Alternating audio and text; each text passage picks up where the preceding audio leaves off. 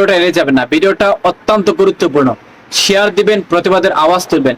আমার উপর থাকা পিছের দিকে লক্ষ্য করুন, আপনারা ওনাকে চিনেন এবং জানেন। ওনার নাম হচ্ছে ডক্টর জাকির নায়ক, যিনি বিশ্বের আনাচে কানাচে এমন কোনো জায়গা নেই যেখানে ইসলামের দাওয়াত পৌঁছে দেন না, যেখানে তার হাত ধরে মুসলমান হয় নাই, এরকম কোনো ইতিহাস আদৌ পর্যন্ত খুঁজে পাবেন না। তাকে বিশ্বের আনাচে কানাচে একই নামে চিনে ডক্টর জাকির নায়ক। তিনি হচ্ছেন বাংলাদেশি একজন স্কলার, যার হাত ধরে হাজারো বিধর্মীরা ইসলাম ধর্ম গ্রহণ করেছে।